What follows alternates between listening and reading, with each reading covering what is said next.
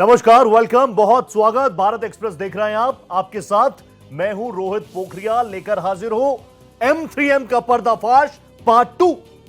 M3M group अपने आप को देश और दिल्ली NCR का best luxury real estate developer में से एक होने का दम भरता है।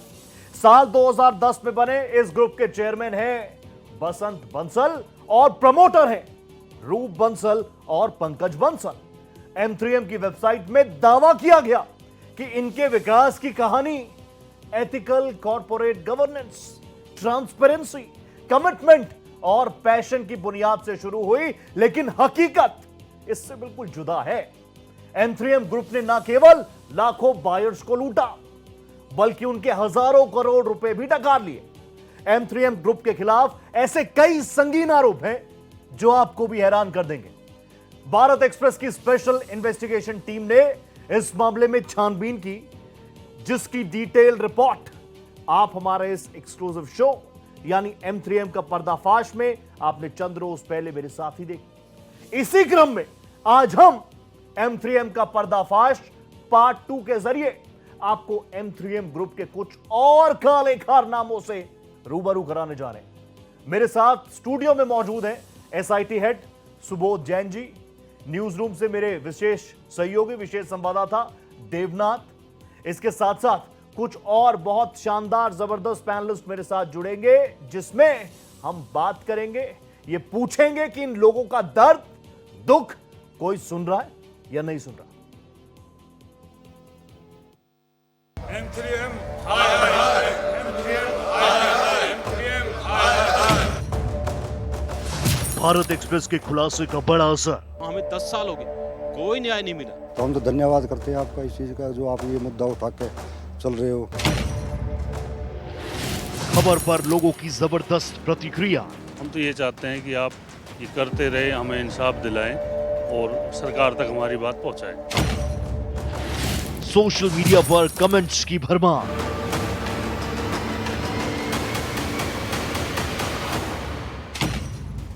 हेल्पलाइन नंबर पर न्याय की गुहार।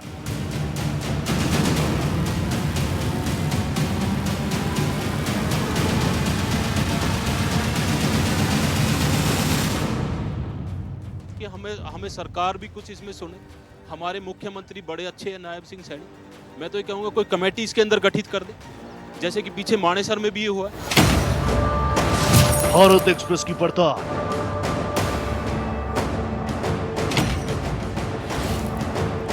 बायर्स का दर्द बेहिसाब। हमारे ऊपर मुकदमे करा दिए और बाउंसर गुंडे बोला के हमसे पोजीशन भी छीन ली। भटक रहे खरीदार। M3M ने हमें जो है ना धोखा दिया। बायर्स को इंसाफ का इंतजार। भारत एक्सप्रेस बना जनता की आवाज।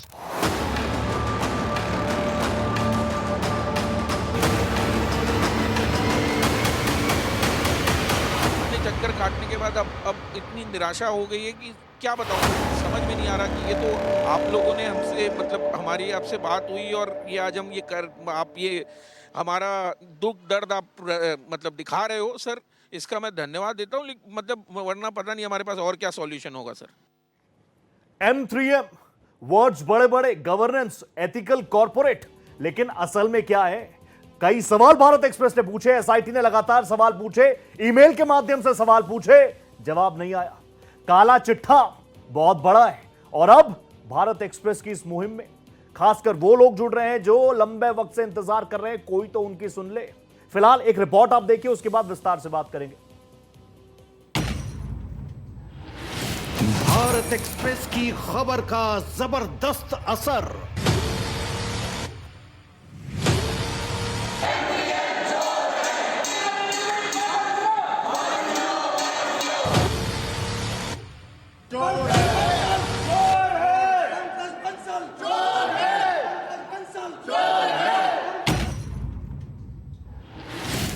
सामने आ रही है काली करतूत। मैंने और मेरे बड़े भैया ने 2018 में M3M business park, Albanna business park, Gurgaon sector 67 में निवेश किया है और 2021 के आसपास हमें इसका पोजेशन मिल गया है, पर उसके बाद में आज तक हमें कोई रेंट नहीं मिला है। इलीगल कब्जा करके ये बैठे हुए हैं। इन्होंने इलीगल कब्जा किया तो है, उसके अलावा जो यूनिट्स हैं उसकी दीवारें तोड़ के, जो मैंने देखा, एक प्रॉपर्टी तो मेरी एक स्क्वायर यार्ड्स नामक कंपनी को लीज पे दी गई है। दर्द बेहिसाब, अब मिलेगा इंसाफ। हमारी तो गवर्नमेंट सुन नहीं पा रही है। हम लोग इतना कंप्लेन कर चुके हैं, ना गवर्नमेंट सुन रहा है, ना प्रशासन, ना पुलिस। फरेब से कैसे बनाई संपत्ति अकूत, बायर्स दे रहे हैं भारत एक्सप्रेस को सबूत। उन्होंने हमको ऑफलाइन में ऐसे ये भी बोला कि भाई पुलिस तो सारे हमारी कंट्रोल में है, आप क्या पुलिस की हमको धमकी दे रहे हो, पुलिस कंप्लेन की धमकी दे रहे हो। I request the Chief Minister, I request the police authorities to please take action। हम मिडिल क्लास लोग हैं, हमारी बहुत मेहनत से हमने ये प्रॉपर्टी खरीदा था, और पंकज बंसल या M3M जैसे लोग आके इसे ले लिए हमारे से। तो प्लीज़ आई रिक्वेस्ट यू कि please take action so that I can get back my properties. और जो वॉल उन्होंने तोड़ा था M3M ने, वो बना के मेरा प्रॉपर्टी जैसे था मुझे प्लीज़ मिल जाए। बायर्स दे रहे हैं भारत एक्सप्रेस को सबूत। भारत एक्सप्रेस की हेल्पलाइन नंबर पर हजारों की तादाद में खरीदारों ने न सिर्फ अपनी आप बीती बयां की, बल्कि अपने डॉक्यूमेंट्स भी शेयर किए हैं, जो M3M के काले कारनामों का वही खाता है। आप जैसे कितने लोग हैं जिनके साथ ये घटना हुई है, और क्या सब आप जैसे ही भटक रहे हैं, उनको भी इंसाफ नहीं मिला है? सर मेरे हिसाब से तो सर, अगर पूरे गुड़गांव में अगर उनके सारे केसेस को उठाएंगे तो हजारों में केसेस निकलेंगे सर। और केवल अरबाना बिजनेस पार्क में मेरे को लगता है, जहाँ पे हमारी प्रॉपर्टी, मेरी माता जी की प्रॉपर्टी है, मेरे को लगता है वहाँ पे करीब 101 लोग तो कम से कम होंगे जो इसी में है, जहाँ पे उन्होंने उनकी प्रॉपर्टी को कब्जा कर लिया है। पीड़ितों में हत्या का डर। कुछ लोगों से हमने बात की, उनका कहना था कि वो कैमरे के सामने नहीं आना चाहते क्योंकि उनको अपनी जान का खतरा है। सवाल इस बात का है कि जो व्यक्ति अमेरिका के राष्ट्रपति डोनाल्ड ट्रंप के साथ अपनी तस्वीरें पोस्ट करता है, उसके खिलाफ क्या कोई भारत में बड़ा एक्शन होगा?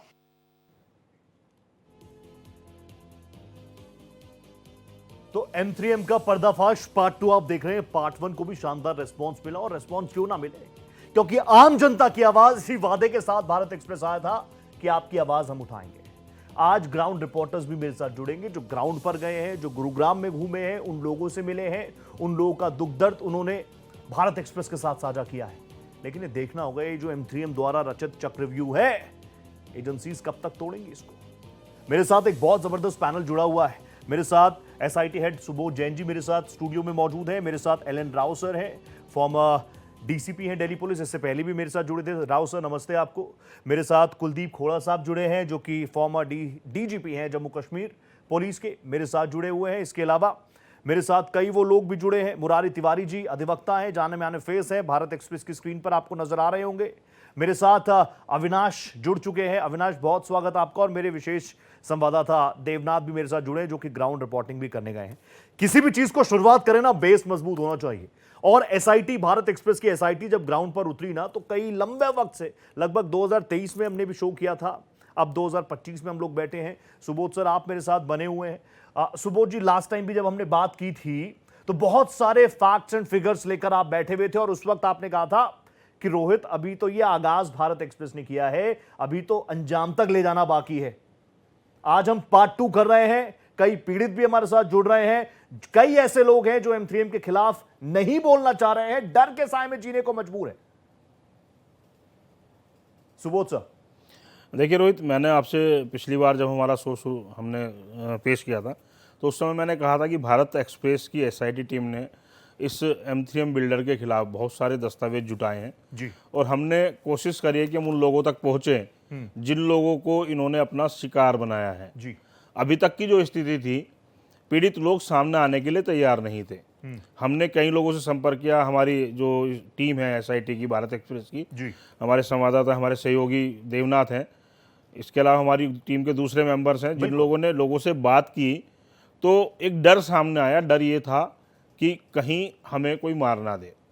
कुछ लोगों ने ये कहा कि हम पर हमले भी हो चुके हैं, कुछ लोगों ने कहा कि हमें जान का खतरा है, कुछ लोगों ने कहा कि हम पीड़ित हैं, हमारी ज़मीन कब्जा ली, हमें पिटाई कराई हमारी और हमें ही बंद करा दिया। इवन कुछ लोगों का तो यहाँ तक कहना था कि आप लोकतंत्र के अंदर आप बात करते हैं तो सबसे पहले आप प्रशासन के पास जाते हैं, बिल्कुल, फिर आपको लगता है कुछ नहीं हो रहा तो आप राजनीतिज्ञ के पास जाते हैं, नेताओं के पास जाते हैं, आप मीडिया को अप्रोच करते हैं और आपके पास अंतिम सहारा बचता है न्यायपालिका। ठीक। लेकिन M3M के मामले में हमने देखा और इस तरह के दस्तावेज बिल्कुल स्पष्ट बता रहे हैं कि M3M के जो प्रमोटर हैं जून 2023 में, जो ललित बंसल हैं, रूप बंसल हैं और ये पंकज बंसल हैं, हाँ। ये तीनों लोग एक जेल की हवा खा चुके हैं। और कारण क्या था? इन लोगों ने एक पीएम जो अपना स्पेशल कोर्ट थी, PMLA कोर्ट थी, CBI कोर्ट थी पंचकुला की, उसके एक जज को रिश्वत दी, उसके एक जज को रिश्वत दी ताकि अपने एक सहयोगी को धोखाधड़ी और फोर्जरी में अपने एक हमसफर को बेल दिला सकें जी। तो लोगों का कहना यह था कि अगर जज भी बिक गया तो किसके पास जाएं। लेकिन मैं एक चीज हम लोगों ने, हमारी टीम ने उनको समझाया कि सिस्टम के अंदर सारे लोग बेईमान नहीं है, वो तो नजर कुछ आ रहा लोगों होगा। का जमीर है, कुछ क्या बहुत सारे लोगों का जमीर है, और जिन लोगों का जमीर है उन्होंने ही तो उनको जेल के पीछे भेजा था। ऑब्वियसली सुबोध सर, आपने तो इस पर बहुत माइन्यूटली काम किया है, लेकिन आज एक खास चेहरा अविनाश मुझे स्क्रीन पर नजर आ रहे हैं। अविनाश नमस्ते, आपको बहुत स्वागत आपका भारत एक्सप्रेस पर। और जो वादा सुबोध जी कर गए थे, जो वादा मैंने किया था, जो भारत एक्सप्रेस की टीम ने वादा किया था कि ये तो आगाज है, अंजाम तक पहुंचाएंगे। मैं आपसे जानना चाहूंगा, आप किस तरीके से इस ठगी का शिकार हुए? क्या कुछ उम्मीदें आपकी थी? क्या कुछ ख्वाब आपको दिखाए गए थे? और फिर बाद में हुआ क्या? मैंने M3M sector 67 Albanna business park में मैंने प्रॉपर्टी ली थी, तो मुझे 2021 में इसका पोजीशन मिला था। तो स्टार्टिंग में तो ये कंपनी अच्छी कंपनी थी, सब कुछ सही था जो हमें लगा, बट बाद में मुझे समझ में आया कि यार यहाँ तो कुछ अलग ही चल रहा है। और अभी तो ऐसी हालत हो गई कि उन्होंने बाउंसर रखवा दिए हैं, गुंडे रखवा दिए हैं और हमारी प्रॉपर्टी पे इलीगल कब्जा कर लिया है। वो तो चलो ठीक है, फिर एक दीवार होती है जो प्रॉपर्टीज को सेपरेट करने के लिए दीवार होती है, उन्होंने वो दीवार तक तुड़वा दिया।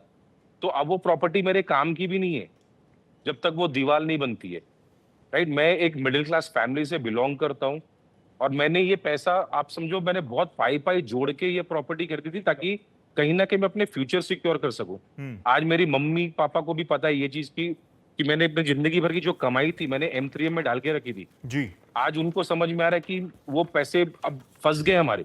लेकिन Because अविनाश, हमारा property चला गया। ये आज वो आप tension अगर मम्मी पापा M3M को की भी हो वेबसाइट खोलें अविनाश, मैं तो ये आपसे समझना चाहूंगा, तो उसमें तो बड़े बड़े शब्दों का इस्तेमाल किया गया है। उसमें कहा गया है कि हम लोग तो एथिकल कॉर्पोरेट गवर्नेंस पर काम करते हैं, ट्रांसपेरेंसी पर काम करते हैं, कमिटमेंट पर काम करते हैं, पैशन पर काम करते हैं। कॉर्पोरेट गवर्नेंस, हाँ। I am also a chartered accountant, तो मुझे पता है उनका कोई भी कॉर्पोरेट गवर्नेंस नहीं है। उन्होंने जैसे अभी आपने वीडियो चलाया, उन्होंने स्क्वायर यार्ड जैसी कंपनी को, मेरे कुछ सहयोगी यहाँ पर हैं, उनके प्रॉपर्टीज को उन्होंने रेंट पे दे दिया, कैश पे रेंट ले रहे हैं। तो पूरा कोई भी कॉर्पोरेट गवर्नेंस, मैं तो सीधा आपको रिक्वेस्ट करता हूँ M3M के ऑडिटर्स को भी पकड़िए आप। ठीक, ये दूसरा सत्यम जैसा केस हो सकता है। I am sure the auditors are also 100% involve in all this scam which is being run. Avinash एक चीज तो मैं ये कह सकता हूं आपसे कि देखिए, आपको भी मैं ऑब्वियसली आपका भी हौसला अफजाई करूंगा, क्योंकि मैं देख पा रहा हूं आपका वो डर भी है आपकी स्क्रीन पर, आपके चेहरे पर। बाउंसर्स रख लिए गए हैं, अगर वेबसाइट खोलो तो बड़े बड़े शब्द हैं। दूसरी तरफ हम सोशल मीडिया पर देखते हैं तो डोनाल्ड ट्रंप के साथ फोटो है। मैं समझ सकता हूं आप स्क्रीन पर आए हैं, आप अपनी आवाज उठा रहे हैं, और वैसे भी कहते हैं ना, God help those who help themselves. मेरे साथ एक और मेरे साथ निकुंज भी है। मैं वापस आऊंगा अविनाश आपके पास, निकुंज भी मेरे साथ है। निकुंज नमस्ते, बहुत स्वागत आपका। मैं आपसे भी जानना चाहूंगा, एक बार बेस अगर आप तैयार कर दें, मुझे बताइए आपने कहां पर इन्वेस्ट किया, क्या ख्वाब आपको दिखाए गए थे और अंत में हुआ क्या? सर, मेरी माँ ने 2018 में M3M से प्रॉपर्टी खरीदी थी, Urbana business park sector 67, right, second floor, tower B, उसमें हमारी प्रॉपर्टी है, राइट। वहां पे अचानक सब चीज 2021 में हमें पोजीशन मिला, एंड हम लोग कैलकाटा में रहते हैं सर, तो उसके कारण हम लोग रेगुलर विजिट नहीं कर पाते थे। तो अचानक 22 के एंड में मुझे पता चला कि प्रॉपर्टी की दीवार तोड़ दी गई है एंड उस पे कब्जा कर लिया गया है। तो हम लोग प्रॉपर्टी को विजिट किए, M3M वालों से पूछा हमने ये क्या चल रहा है, तो वहां पे कुछ दिनों बाद हमने देखा स्क्वायर यार्ड्स ने अपनी ऑफिस खोल ली। अच्छा। स्क्वायर यार्ड्स M3M का ही ब्रोकर है जो M3M की प्रोडक्ट्स बेचता है, उसके सारे प्रॉपर्टीज बेचता है। तो उससे M3M ने क्या अग्रीमेंट किया पता नहीं। हमने म्युनिसिपल कॉर्पोरेशन ऑफ गुरुग्राम में पता किया, वहां पे भी कोई लीज अग्रीमेंट साइन नहीं है। अगर आप म्युनिसिपल कॉर्पोरेशन में देखेंगे, हमारी ऑफिस में आज तक सेल्फ ऑक्यूपाइड दिखाई जा रही है और कोई लीज अग्रीमेंट साइन नहीं है। लेकिन स्क्वायर यार्ड्स वहां पे धड़ल्ले से अपना रजिस्टर्ड ऑफिस चला रहा है। स्क्वायर यार्ड्स में भी बड़े बड़े इन्वेस्टर जुड़े हुए हैं। स्क्वायर यार्ड्स में अनिल अंबानी सबसे बड़े इन्वेस्टर में आते हैं, राइट। तो ये सारी चीजें चल रही है, पता नहीं इन लोगों ने क्या किया है। ये डोनाल्ड ट्रंप को अपना दिखा रहे हैं, ये दिखा रहे हैं, लेकिन हम लोग जैसे कॉमन आदमी के पैसे से वो लोग अपनी जिंदगी में मजा ले रहे हैं। और हम लोग जैसे लोग, मेरी माँ जिनके जो सीनियर सिटीजन है, रिटायर्ड हो चुकी हैं, उनके पास आज अपने रिटायरमेंट का सरवाइव करने का ढंग से पैसा नहीं है। जो उन्होंने सोचा था कि रिटायरमेंट के लिए उनकी जिंदगी सुधर जाएगी प्रॉपर्टी लेने के बाद, आज वो बहुत दुखी है, डिप्रेशन में जाने वाली। ये हालत हो गई हमारे घर की। ये बड़ी चीज़ है। और देखिए, अभी तो मैंने आपसे पूछा नहीं, मैं तो बस ये चाह रहा था कि एक बेस तैयार जाए, क्योंकि एक बहुत इंपॉर्टेंट और स्ट्रांग पैनल मेरे साथ है। राव सर मेरे साथ है, जाने माने चेहरे हैं, खोड़ा साहब मेरे साथ है, मुरारी सर मेरे साथ हैं। आप जान ही रहे हैं M3M ने जिस तरीके से लोगों के ख्वाबों के साथ जो बड़ा स्कैम किया है। लोग सड़कों पर उतरे हुए हैं, लोग हर जगह जा रहे हैं, पुलिस से लेकर प्रशासन तक मानो हार मान चुके हैं। लेकिन अब इस पूरे मामले को लेकर लोग मुखरता से अपनी बात रख रहे हैं। एलन राव सर, मैं आपके पास आ गया। राव सर, पिछले एडिशन में भी आप मेरे साथ जुड़े हुए थे और यकीन मानिए, आप जैसी स्ट्रांग पर्सनालिटीज जुड़ती है ना, तो आम लोगों को भी बहुत विश्वास होता है। चौथे स्तंभ पर विश्वास है, आप लोगों के चेहरों पर विश्वास है। और यकीन मानिए, अविनाश और निकुंज तो सोशल मीडिया पर भी काफी एक्टिव रहते हैं, मैंने उनके भी कई पोस्ट देखे हैं। वो आप लोगों को भी थैंक्स कह रहे थे कि एलन राव साहब जैसा चेहरा हमारे सपोर्ट में आकर बात कर रहा है। राव सर, मैं आपसे समझना चाहूंगा, वापस मेरा सवाल घूम फिर के वहीं पर, तमाम एजेंसीज हैं, तमाम चीजें हैं, लाखों हजारों की तादाद में लोग सड़कों पर उतरकर अपना प्रोटेस्ट कर रहे हैं, लेकिन बंसल ब्रदर्स अमेरिका में बिजी, कोई दिक्कत नहीं। ये एनवायरनमेंट पर हम चोट कैसे करें, ये जो माहौल बना हुआ है? रोहित जी, देखिए, ये जो आपने मुद्दा उठाया, मैं दोबारा आपकी तारीफ करता हूं कि आम लोगों के लिए आपने इतना बड़ा मुद्दा उठाया, जो कि आम इन्वेस्टर्स हैं जो दुखी हो रहे हैं। और आपके पिछले प्रोग्राम के बाद मुझे बहुत से लोग जो मेरे को गुड़गांव एरिया में जानते थे, उनके फोन आए थे कि आपने बहुत अच्छा उनके खिलाफ बात की है। और मैं करना भी चाहता हूं, क्योंकि जो लोग इन्वेस्टर्स को इस प्रकार से, जैसे गरीब आदमी अपना कहीं से पैसा लाकर अपनी कोई उम्मीदें जगाते हैं कि हमें कोई मकान मिलेगा, हमें कोई ऐसी चीज मिलेगी जिससे हम आगे अपनी जिंदगी को बसर कर पाएंगे, और उनके विश्वास के ऊपर आघात जब होता है ना, तब उनको बहुत दुख होता है। और मैं अब दोबारा ये बात कहता हूं कि इनका दुख और दर्द है, उसकी बद्दुआएं इन बंसल जो फैमिली को जिन्होंने ये सब किया है उनको लगेंगी, और डेफिनेटली इनको लग भी नहीं होंगी, इसमें कोई डाउट नहीं है। मैं अपने एक्सपीरियंस से बता रहा हूँ, कोई भी किसी प्रकार से इलीगल तरीके से कमाया हुआ धन कभी किसी को फलता नहीं है। और मैं इनको भी बता रहा हूँ, एडवाइस दे रहा हूँ कि अपने जितने भी इन्वेस्टर्स हैं उनका विद प्रॉफिट आप उनको वापस करें, या तो उसको अपना जो भी प्रॉपर्टी उनके बुक की थी उनको डिलीवर करें, या उनका पैसा विद इंटरेस्ट वापस करें। वरना आपको ये जो इनकी बद्दुआएं आपको कहीं तक भी पीछा नहीं छोड़ेंगे। एक है बद्दुआ, दूसरी तरफ हमारा सिस्टम। दुआ बद्दुआ ठीक है, ये सब तो रहेगा, लेकिन हर कोई कहता है कि मुझे विश्वास है अपनी मुझे विश्वास है देश की न्यायपालिका पे, कार्यपालिका पे।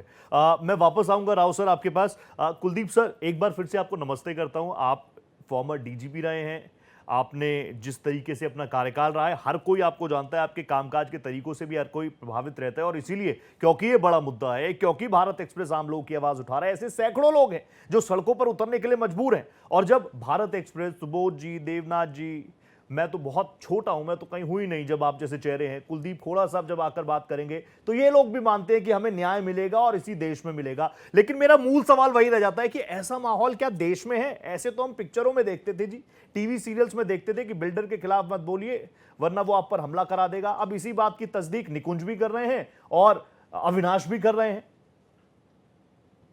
देखिए, पहले मैं आपको धन्यवाद देना चाहता हूं कि यहाँ आपने मौका दिया बोलने का, और दूसरा आपने एक बहुत इम्पोर्टेंट मुद्दा उठाया जो एक आम शहरी को परेशान करता है जी। जितने भी इन्वेस्टर्स हैं, चाहे जो भी बिल्डर हो, मासिवाय कुछ रिप्यूटेड बिल्डर्स के, बाकी अक्सर बिल्डर्स के साथ यही धोखाधड़ी होती है। यही हालत है सोसाइटीज के साथ भी, जहाँ पे सोसाइटीज बिल्डिंग एक्टिविटी लेती है अपने मेंबर्स के लिए जी।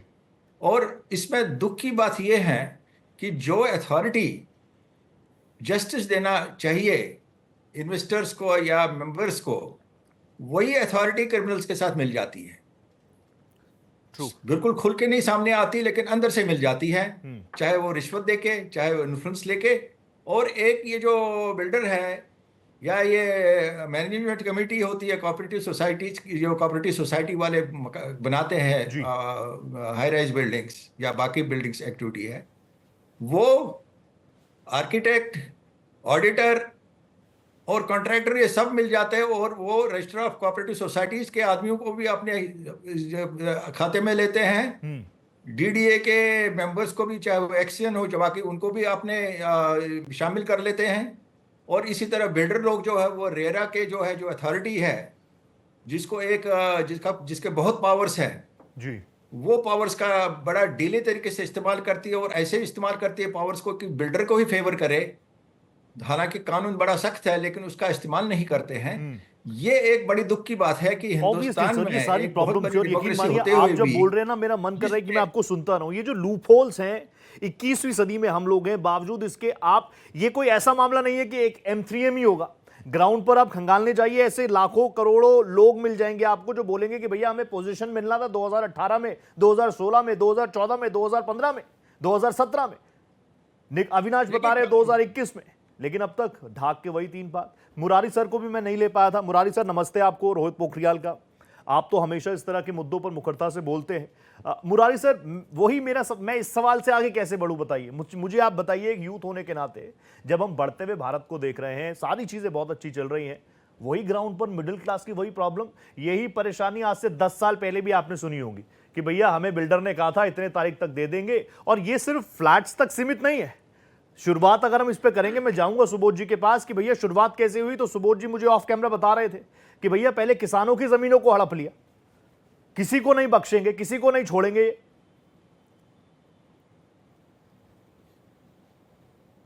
मुरारी रोहित, जी, मेरी आवाज आ रही है? Clear sir, clear, loud and clear sir. Rohit, मेरे पास तो इस तरह के हजारों मुकदमे हैं। हम लोगों ने सैकड़ों लोगों को कोर्ट से रिलीफ दिलाया है। आपके पैनल पर भी 2-2 पुलिस ऑफिसर हैं। मेरी तो एक ही रिक्वेस्ट है सबसे कि आप जिसने भी इसमें पैसा इन्वेस्टमेंट किया है, अगर आज आपको लग रहा है कि मेरा पैसा नहीं निकलेगा या किसी तरह का वहाँ पर ब्रीच ऑफ ट्रस्ट हो रहा है, तो इनको आप सलाह दें अपने चैनल के माध्यम से कि जरूर अपना ये क्लेम दाखिल करें, मुकदमा दर्ज कराएं। इसमें सिविल और क्रिमिनल दोनों तरह का मुकदमा दर्ज होगा। क्रिमिनल मुकदमा तो जब कोई भी आपके साथ 420 मीन्स 420 करता है, फ्रॉड करता है, मिस रिप्रेजेंटेशन करता है, तो उसमें क्रिमिनल एक्शन होता है। जो भी करने वाले लोग, कंसर्न लोग हैं, वो अरेस्ट होते हैं। और इसमें तो आजकल अब तो पैसा अगर कहीं साइफन हुआ है तो PMLA का भी भूमिका बहुत बड़ी हो जाती है। उसमें तो अरेस्ट के बाद फिर आदमी की जमानत होनी मुश्किल है। इसके साथ साथ में इन लोगों को आपने सलाह देना है कि केवल ह्यू एंड क्राई मचाने से बात खत्म नहीं होती है। इसमें इन लोगों को कंज्यूमर कोर्ट्स में केस डालने हैं। अगर जब कंपनी बाइंडिंग अप में जाएंगी तो इनके अपने क्लेम्स दाखिल करने हैं। जो रह जाता है, एक्चुअली ये जो कंपनियां हैं इनका एक ही मोडस है कि अगर एक साथ उन लोगों ने 5000 लोगों से एप्लीकेशन ले ली और इन्वेस्टमेंट ले लिया और दोबारा जब बाइंडिंग अप की तरफ चल पड़े तो उसमें से केवल मात्र 100 लोग, 150 लोग, 200 लोग ही आगे आते हैं जो अपना क्लेम दाखिल करते हैं, और बाकी 4800 लोग जो है उसमें इवन क्लेम भी दाखिल नहीं करते। अपने मन में ही बोलते रहते हैं कि जी अब हमारा तो पैसा वापस आएगा नहीं, अब कौन कोर्ट कचहरी वकीलों में खर्च करे। तो ऐसी टेंडेंसी रखने की जरूरत नहीं होती। ब्रदर रोहित, आप अपने चैनल के माध्यम से सबको बताएं कि अगर आपको लगा कि आपकी प्रॉपर्टी आपके हाथ से जा रही है तो आप बिना लापरवाही के जो भी सर, मैंने कहावत सुनी है ना, सोने पे सुहागा। यकीन मानिए इस शो में आप बैठे हैं ना, सोने पे सुहागा ही है। और डायरेक्ट आपको भारत एक्सप्रेस के माध्यम से लाखों करोड़ों बार सुन रहे होंगे, इसीलिए आप जैसे फेसेस की मैं इतनी रिस्पेक्ट करता हूं। मैं यही चाहता हूं सब रोहित, मैं यही चाहता हूं कि जो लोग हैं इसमें विक्टिम हैं, जो लोग इसमें सफर कर रहे हैं, उनको आप जरूर जोर जोर से बोल के बताएं कि आप अपना क्लेम दाखिल करें और सिविल और क्रिमिनल दोनों एक साथ। सिविल वाला मैटर सिविल कोर्ट में जाएगा, क्रिमिनल वाला क्रिमिनल कोर्ट में जाएगा। मैं तो पूछूंगा अविनाश से भी कि अविनाश थाने आपने अब तक क्या कुछ लीगल लड़ाई रही। मुराद सर प्लीज आप बने रहिएगा। मेरे एक ग्राउंड रिपोर्टर मेरे सहयोगी देवनाथ भी मेरे साथ है, जो कि आज गुरुग्राम में मौजूद भी थे, लोगों का दर्द भी उन्होंने सुना। देवनाथ, लगातार आप ग्राउंड रिपोर्टिंग करते रहे। मैंने इससे पहले वाली सीरीज में भी कहा था कि देवनाथ सड़कों पर जाते हैं, गुरुग्राम की गलियों में घूमते हैं, लोगों का दर्द समझते हैं। आज जब आप वहां पर पहुंचे, सबसे पहले तो मुझे रिस्पॉन्स बताइए। रोहित, एक इस तरीके से पानी पानी है उपमाएं, शर्मिंदा उपमान हो गए, वो घर कैसे चले जिसके मुखिया बेईमान हो गए। दरअसल जिन लोगों ने भरोसा किया था M3M पर, उन्होंने किस तरीके से विश्वासघात किया, आज मैंने गुरुग्राम में देखा है। लोग किस तरीके से परेशान हैं, किस तरीके से जमीनें हड़प ली गईं, और जमीन हड़पने के बाद उस पर किस तरीके से आशियाना बनाया गया, और उस पर भी खेल कि पैसे लिए गए और उसके बाद लोग अपनी ही दुकान और मकान के लिए दर दर की ठोकरें खा रहे हैं। ये सारा सब कुछ बताता है कि M3M जो कुछ भी किया वो सही नहीं है, विधि सम्मत नहीं है। और उल्टा तो ये भी बताऊं कि जिस तरीके के किसानों से मेरी बात हुई, किसानों का ये कहना है कि न सिर्फ उनको उनकी जमीन नहीं मिली, उनका आरोप है, यही नहीं, उनको मुकदमे उन पर लाद दिए गए। वो पुलिस में शिकायत करने गए लेकिन उनकी सुनी नहीं गई, बल्कि उनके M3M के जो बाउंसर हैं उनको दौड़ाया गया, उनसे हटवाया गया, उनको पिटवाया गया। इस तरीके के आरोप लगा रहे हैं लोग। जाहिर सी बात है कि दाल में कुछ न कुछ काला है। रोहित, जब M3M की बात होती है तो आपने कहा कि क्रेडिबिलिटी, विश्वसनीयता को लेकर के तमाम सारे दावे हैं, लेकिन वो दावे खरे हैं क्या? उन आंसुओं में, उन आंखों में देखिए कितने आंसू हैं जिनका उनको घर नहीं मिला है। वो बूढ़ी माँ जिसने अपना फ्लैट बुक कराया था, उसको नहीं मिला, वो कहाँ चक्कर काटेगी, किस जगह मुकदमा दर्ज कराएगी? और थाने पर तो न जाने कितनी शिकायतें बता रहे हैं लोग दिया गया। हाँ। लेकिन हुआ क्या? तो जाहिर सी बात है कि भ्रष्टाचार का एक गठजोड़ इतना बड़ा हो गया कि तमाम लोग अपने ही अधिकार से वंचित हो गए। जिनको घर मिलना चाहिए था वो उनको नहीं मिला। रोहित, इसके अलावा ये खेल बहुत बड़ा है। जाहिर सी बात है कि इसमें कई गांवों की जमीन है, 10 गांवों की जमीन है जिसको लेकर के बवाल है। और यही नहीं, सब जब जैसे जैसे हम खबर चला रहे हैं वैसे वैसे लोग हमको फोन कर रहे हैं, अपनी व्यथा बता रहे हैं, और ये इंसाफ की आवाज उठा रहे हैं। चौथे स्तंभ के तौर पर मीडिया खड़ा है, तो भारत एक्सप्रेस इन्हीं चीजों के साथ आया था कि जनता की आवाज यहीं पर बुलंद की जाएगी। और जैसा वादा मैं बार बार कर रहा हूं ना, ये तो आगाज है, अंजाम तक पहुंचाना भी बाकी है। प्लीज आप सभी लोग मेरे साथ बने रहिएगा। कुछ रिपोर्ट्स हमने तैयार की हैं, वो रिपोर्ट की तरफ मैं अगर दर्शकों को लिए चलूं। देखिए, भारत एक्सप्रेस ने जैसे ही नौकरशाही और सरकार को M3M बिल्डर की हकीकत से रूबरू कराने की कवायद पर काम शुरू किया, इससे पीड़ित खरीदारों को मानो नई ऊर्जा मिल गई। बड़ी संख्या में लोगों को यह उम्मीद जगी है कि कोई तो है जो उनके दर्द को मिटाने के लिए खड़ा हो सकता है। जब इन लोगों से हमने संपर्क किया तो उन्होंने बताया कि कैसे M3M बिल्डर ने इनके साथ जालसाजी और धोखाधड़ी को अंजाम दिया। M3M के कारनामों का खुलासा होने के बाद ऐसा लग रहा है हवाला, रिश्वतबाजी, जालसाजी इसकी साख का हिस्सा बन चुके हैं। दाग इतने गहरे हैं कि डोनाल्ड ट्रंप के साथ फोटो खिंचवाने से तो दूर, अमृत स्नान के बाद भी शायद नहीं मिट पाएंगे। M3M ग्रुप का असली धंधा क्या है? डेवलपर से बायर्स का रिश्ता क्या होता है? M3M ग्रुप में अपनी गाड़ी कमाई लगाने के बाद कमिटमेंट पूरा नहीं किए जाने के बावजूद बायर्स उसके खिलाफ बोलने से कतरा क्यों रहे हैं? आखिर बायर्स को किस बात का डर है?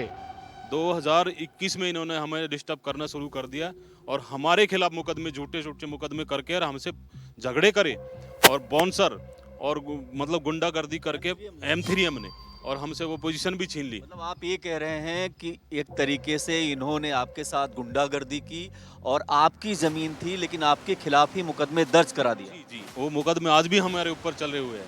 सेशन कोर्ट के अंदर गुड़गांव हमारे ऊपर मुकदमे करा दिए और बाउंसर गुंडे बोला के हमसे पोजीशन भी छीन ली।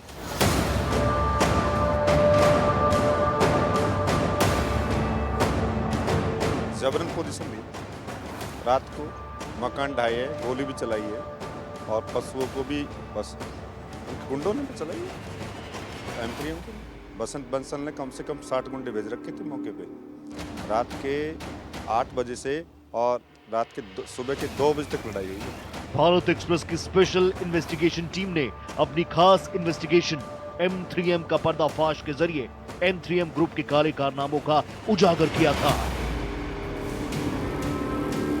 जिसके बाद हजारों लोग जो भी M3M ग्रुप से पीड़ित थे हमारे हेल्पलाइन से जुड़े और भारत एक्सप्रेस आज मजबूती से इनकी आवाज बनकर इनके साथ खड़ा है।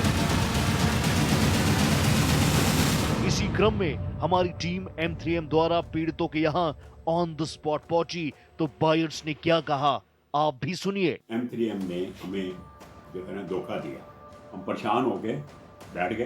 तो अब हमें एक आप ये आशा की किरण नजर आई है भारत एक्सप्रेस से, आपका धन्यवाद कि शायद कुछ इसका सॉल्व हो जाए। ये बिल्डर कौन थे, कौन कौन लोग थे जिसमें जो इन्वॉल्व थे, जो ये लॉबिंग तैयार कर रहे थे पॉलिटिशियंस या अधिकारियों के साथ मिलकर के, कौन कौन बिल्डर थे? आज मैं बोलूं वो चीज़ें जो आज एक छोटा सा एक डीलर हुआ करता था रूप और बसंत, मेन वो थे इसके अंदर डीलर हमारे, जो आज एक बहुत बड़े स्कैम कर रूप और बसंत जो M3M के मालिक है, आज पूरा गुड़गांव उन्होंने कब्जा कर लिया और खास कर जिम्मेदारों के साथ उन्होंने फ्रॉड इतने बड़े लेवल पे किए जिसका कोई ठीक नहीं।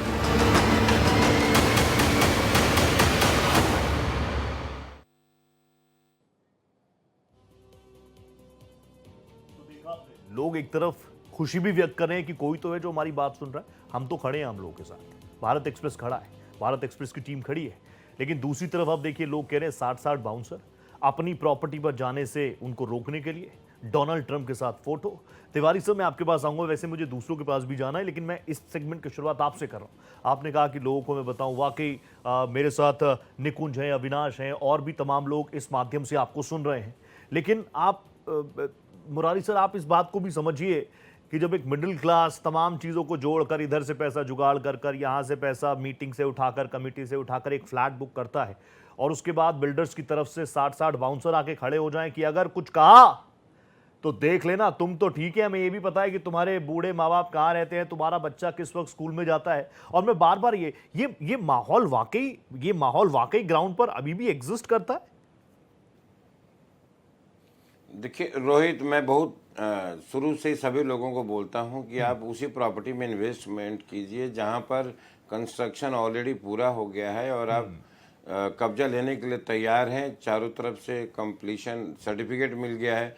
लेकिन एक आम आदमी थोड़ा सस्ते के लालच में, कम पैसे में, किस्तों में चाहता है कि मेरे को प्रॉपर्टी मिल जाएगी, इस उम्मीद से लगाता है। लेकिन आज मैं बिना इमोशन की एक ही चीज़ बताना चाहता हूँ कि कई बार हम लापरवाही कर बैठते हैं, पैसा लगाने के बाद भी एक छोटी सी एप्लीकेशन, एक दरखास्त, एक कहीं बिना कोर्ट फीस का ही कंज्यूमर कोर्ट में मुकदमा डलता है, वो भी हम नहीं कर पाते हैं। और रोहित, मेरा अपना एक्सपीरियंस है 35 ईयर्स की वकालत में कि करीब करीब ऑलमोस्ट 90% जो विक्टिम है वो आगे नहीं आते, उसी का इनको फायदा मिल जाता है इस तरह के बिल्डर्स को, क्योंकि 90% को उन्होंने पैसा रिटर्न नहीं करना है। जो 10% सामने आते हैं, जो ह्यू एंड क्राई मचाते हैं, उनको थोड़ा बहुत पैसा उनको वापस देना पड़ता है। ये प्रैक्टिस बड़े कई डिकेड से चली आ रही है और ये M3M ने तो शुरू में थोड़ा रेपुटेशन बनाया और रेपुटेशन बना करके लोगों को विश्वास दे दिया कि मैं सबसे जेन्युइन हूँ। इस वजह से लोगों ने फिर दोबारा लगाना शुरू कर दिया। अदरवाइज आप देख रहे हैं आए दिन बड़े से बड़े बिल्डर्स एक्सपोज होते रहे हैं, लेकिन लोगों के स्वभाव का भी क्या करें, वो पैसा लगाए बिना मानते नहीं और लगाने के बाद वो एप्लीकेशन भी नहीं देते। ठीक है, तो ये आप जरूर आप सही बात कह रहे हैं, prevention is better than cure, ये हम बचपन से सुनते आए हैं। तिवारी सर, अविनाश में एक बार फिर से आपके पास आ गया। मैं आपसे जानना चाहूंगा, तिवारी सर को भी आपने डायरेक्ट सुना, बहुत जाने माने चेहरे हैं, बहुत हैवी वेट नाम है उनका, स्क्रीन पर भी आपने सुना होगा और वो बहुत प्रैक्टिकल बात करते हैं। वो क्योंकि उनका प्रोफेशन भी वैसा है, वो बहुत प्रैक्टिकल और लॉजिकल बात करेंगे, इमोशनल पहलू को थोड़ा साइड रख देते हैं। मैं आपसे जानना चाहूंगा, लीगली आपने अब तक क्या कुछ किया? सर देखिए, लीगली मैंने ये जो इन्होंने बताया ना, प्रॉपर्टी सब कुछ हमारे नाम पे है। आपको मैंने MCG के बिल भी भेजे जी, तो वो सब हमारे नाम पे। इन्होंने देखो क्या किया ना, लीगल इनका डॉक्यूमेंटेशन में कोई प्रॉब्लम नहीं है, ये गुंडागर्दी करके कब्जा करते हैं। हाँ, आप समझ लो मैं क्या बोल रहा हूँ। ये गुंडागर्दी करते हैं, ये बेसिकली बाउंसर बैठा देते हैं, आप अगर जाओगे पीट देंगे, कर देंगे। तो इसके लिए मैंने बहुत पुलिस कंप्लेन भी किया। मैंने PMO का जो ऐप आया है, नरेंद्र मोदी जी का जो ऐप है, मैंने वहां पर भी कंप्लेंट डाला। फिर वहां से सेक्टर 65 से एक ऑफिसर भी गए, मेरे ब्रदर लेके गए उनको, फिजिकली दिखाया उन्होंने कि देखो ऐसे दीवार तोड़ दिया है, उसके बाद भी कोई एक्शन नहीं हो रहा है। नो एक्शन, मतलब फिर सब गायब हो गए, कोई एक्शन नहीं है। सो मैं एक ही चीज पूछ रहा हूँ, हम मिडिल क्लास लोग हैं, मैं आज गुड़गांव में नहीं रहता हूँ, अब मैं यहाँ पर काम वाम छोड़ के कैसे जाऊंगा गुड़गांव लीगल केसेस फाइल करने की? मैंने जितनी भी कोशिश की, राइट, बट फिर भी कोई पुलिस प्रशासन कुछ भी नहीं कर रहा। मैंने ट्विटर में सीएमओ को भी रीच करने की कोशिश की। आज देखो अगर उनके ट्विटर पे ना रास्ते में हल्का सा गड्ढा है तो वो रिप्लाई कर देते हैं, किसी ने कुछ कर दिया तो हर चीज को रिप्लाई, बट वो मुझे रिप्लाई नहीं कर रहे। मैं पिछले 50 दिन से 60 दिन से सीएमओ ऑफ हरियाणा को रीच आउट कर रहा हूँ, उनको डेली ट्वीट कर रहा हूँ कि सर आप हमारी प्रॉब्लम को देखें, बट हमारे प्रॉब्लम को नजरअंदाज किया जाए just because I am middle class, just because is it because that I'm not a vote bank? So this is what I want to understand कि मिडिल क्लास जाएगा किधर? मूल सवाल ये देखिए, कई सारे फैक्टर्स हैं, कई सारे एक्सपेक्ट हैं, उस पर हम बात कर रहे हैं। निकुंज मैं आपके पास आऊंगा, लेकिन मुझे बस आप 40 सेकंड्स दीजिए। निकुंज मैं 40 सेकंड्स बाद आपके पास आ रहा हूँ। सुबोध जी मैं आपके पास आ गया, अभी निकुंज ने और अविनाश ने वो पॉइंट मिस ना हो जाए इसलिए मैं आपके पास पहले आ रहा हूँ। स्क्वायर यार्ड्स का जिक्र किया, उस जमीन पर स्क्वायर यार्ड का ऑफिस खुल गया। इतना आसान है क्या ऑफिस खुलना? मैं भी खोल दूं क्या? कहीं पर कोई जगह खाली मिले तो ऑफिस खोल दूं अपना? देखिए रोहित जी, ये जो अविनाश और निकुंज ने अपनी पीड़ा व्यक्त की है, बेसिकली ये इस ओर इशारा करती है कि इस पूरे सिस्टम के अंदर अलग अलग प्रशासनिक इकाइयों में बैठे हुए अधिकारियों की सीधी सीधी मिली भगत है। क्योंकि यहाँ जितने भी लोग बैठे हैं, अभी कुलदीप साहब बैठे हैं, राव साहब बैठे हैं, राव साहब हरियाणा से बिलोंग करते हैं बेसिकली। आप अधिकारी हैं, बड़े सब समझते हैं और चीज़ों को, ये कानून के अंदर एक प्रक्रिया है। अगर आप कोई प्रॉपर्टी पे काम शुरू करते हैं, बिजनेस शुरू करते हैं और एक सर्टन अमाउंट से ज़्यादा का उसमें आपका ट्रांजैक्शन रहता है तो आपके लिए जीएसटी कंपलसरी है। ठीक है। और ये जो स्क्वायर यार्ड जो कंपनी है अर्बन स्क्वायर, उसका जो ऑफिस है, उसका ऑफिस का वहाँ पर उन्होंने जीएसटी नंबर लिया है, अर्बन मनी प्राइवेट लिमिटेड के नाम से, sector 67 note tower M3M note tower के अंदर इन लोगों ने जीएसटी नंबर लिया हुआ है। अब जीएसटी नंबर लेने के लिए बेसिकली आपकी रिक्वायरमेंट क्या रहती है? एक तो अगर आप इंडिविजुअल नाम पे लेते हैं, किसी फर्म के नाम पे लेते हैं तो आपको अपनी आईडी देनी पड़ती है। ठीक है। आप किसी कंपनी या सोसाइटी के नाम से लेते हैं तो कंपनी का जो आपका इनकॉर्पोरेशन सर्टिफिकेट होता है उसकी आपको कॉपी लगानी पड़ती है। ठीक है। इसके बाद होता है कि आप किस पोजीशन में, किस स्पेस में, किस लोकेशन पे उसका जीएसटी नंबर आपको चाहिए। ठीक। तो उसके लिए आपको होता है कि या तो आपके पास उस प्रॉपर्टी का आपके पास अलॉटमेंट हो, आप उसकी ओनरशिप हो, या फिर आपके पास लीज डीड हो, या आपका रेंट एग्रीमेंट हो। तो वो कागज तब बन सकता है जब आपके पास, अगर वो आपकी प्रॉपर्टी अपनी नहीं है तो, मालिकाना अपना नहीं है तो वो तो अविनाश और निकुंज का है। तो आपने उस प्रॉपर्टी पर ना तो इन लोगों से कोई एग्रीमेंट बनवाया है, ठीक है, वो प्रॉपर्टी इन दोनों के नाम अलॉट कर दी गई है, इनके पास डॉक्यूमेंट इन लोगों ने हमें दिए हैं, वो डॉक्यूमेंट हमने चेक भी किए उनको। तो वो डॉक्यूमेंट इनके नाम ये बता रहे हैं कि दोनों प्रॉपर्टी जो दुकानें इनको दी गई हैं, कमर्शियल स्पेस दिया गया है, वो निकुंज और अविनाश के नाम पर है। ये सवाल मेरा आपसे इसलिए पूछना था, खेल अंदर तक चल रहा है। मैं वही बता रहा हूं कि अब इन दोनों लोगों ने अपनी उस प्रॉपर्टी का रेंट एग्रीमेंट M3M के नाम से या फिर अर्बन स्क्वायर के नाम से नहीं किया। उसके बावजूद अर्बन स्क्वायर ने उस प्रॉपर्टी पर अपना जीएसटी नंबर इशू करा लिया है। कैसे ले लिया? तो वो इशू कराने के लिए मैं वही तो बता रहा हूं आपको कि GST department, state GST department के अधिकारी भी इस घोटाले के अंदर इन्वॉल्व हैं, इस मामले में संलिप्त है। और संलिप्तता एक एक करके हमने पहली बार ही बोला था कि कई सारे व्हाइट कॉलर्स नाम भी इसमें एक्सपोज हो सकते हैं। कहीं से कोई जवाब नहीं। सुबोध जी ने पिछले सेशन में भी बताया था कि भैया व्हाट्सएप हो गया, मेल हो गया, ईमेल हो गया, हर तरीके से कई सवाल भेजे गए, लेकिन जवाब नहीं आया। जवाब आएगा भी कैसे जब बेईमानी के भंवर में आप लोग फंसे हो। कभी जमीन के सौदे कराकर दलाली से अपना परिवार चलाने वाले ललित बंसल और रूप बंसल आज गुरुग्राम के सबसे बड़े बिल्डर बनकर बैठे हुए हैं।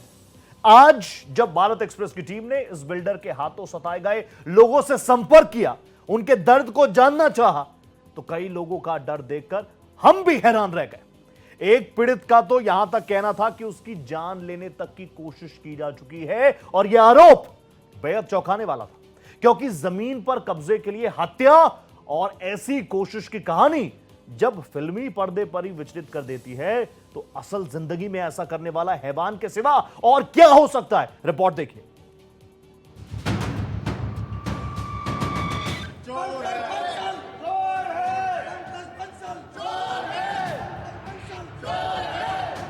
हमने उनके खिलाफ जब एप्लीकेशन डाली तो पुलिस वाले हमारे खिलाफ कार्रवाई करने लगे कि तुमने कोर्ट ऑफ कंडक्ट किया है। उन्होंने कोर्ट ऑफ कंडक्ट की एप्लीकेशन लगा रखी है। ऐसा था? है नहीं, ऐसे हमने कोर्ट का उल्लंघन नहीं किया, किसी प्रकार से कोई उल्लंघन नहीं किया। बायर्स का दर्द इतना ही नहीं है। M3M की मनमानी के खिलाफ बायर्स ने पुलिस में कंप्लेंट की, लेकिन कोई कार्रवाई नहीं हुई, बल्कि हर बार पीड़ितों के केस बंद कर दिए जाते हैं। सर हमने पुलिस कंप्लेन भी की, सेक्टर 65 पुलिस स्टेशन में कंप्लेन की, बहुत बार कंप्लेन की, बार बार हमारी कंप्लेन क्लोज हो जाती है। तो आप इसके पीछे क्या मकसद समझ रहे हैं कि अगर आपकी कंप्लेन क्लोज हो जा रही है तो क्या ये बिल्डर की मनमानी और गुंडागर्दी है? सर 100% मुझे तो लगता है कि जो ओनर हैं, बंसल जो ओनर हैं, उनका मतलब आज शायद वो अपने आप को काफ़ी बड़ा समझने लग गए हैं। तो लोगों का दुख दर्द समझा आपने। मैंने पहले ही रिएक्शन में कहा था कि ऐसी चीजें तो हम फिल्मों में देखते थे, नहीं पता था कि अपने प्रोफेशन में ऐसी स्टोरीज को भी कवर करने का मौका मिलेगा। जबरदस्त पैनल मेरे साथ लगातार बना हुआ है। कुलदीप सर, मैं आपके पास आ गया। कुलदीप सर, मैं पर्सनली, मुझे लगभग हो गए 12-13 साल पत्रकारिता करते हुए। मेरा इंटरेस्ट रहा हमेशा से डिफेंस में, यूनिफॉर्म में। मुझे मैन इन यूनिफॉर्म बहुत पसंद है। आपने भी उस यूनिफॉर्म में सर्व किया है और बहुत ज़बरदस्त तरीके से सर्व किया है। लेकिन जब लोग कैमराज पर आकर ये कहे, अविनाश लाइव हमारे साथ बैठे हैं, निकुंज मेरे साथ लाइव बैठे हैं, वो कह रहे हैं कि हम पुलिस के पास जाते हैं, कहीं से कोई कोर्ट सुनवाई नहीं। आपको नहीं लगता कि इन तमाम चीज़ों में हमारी फोर्सेस को और ज़्यादा एक्टिव होने चाहिए? और मैं पर्सनली, मैं तो बहुत विश्वास करता हूं अपनी पुलिस के ऊपर, पुलिसिंग के ऊपर, लेकिन जब इस तरह के मामले सामने आते हैं तो फिर एक बड़ा क्वेश्चन मार्क आ जाता है। कुलदीप सर, देखिए, जो अविनाश जी ने कहा बिल्कुल सही कहा। ये एक आम ऐसे विक्टिम का कहानी है जो इन्होंने बताई। प्रॉब्लम यह है कि जहां कानून सख्त है, लेकिन जो कानून इम्प्लीमेंट करने वाले हैं वही मिल जाते हैं चोर के साथ।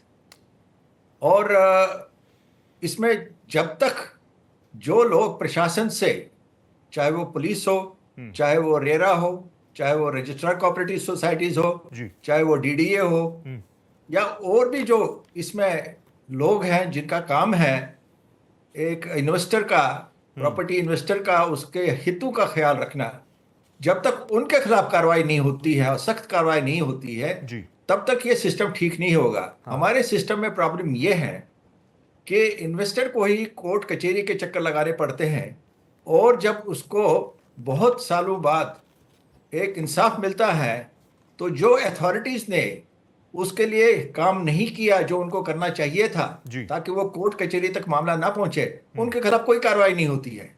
इससे पुलिस हो या चाहे वो बाकी अथॉरिटीज हो, वो चोर के साथ ही मिल जाते हैं।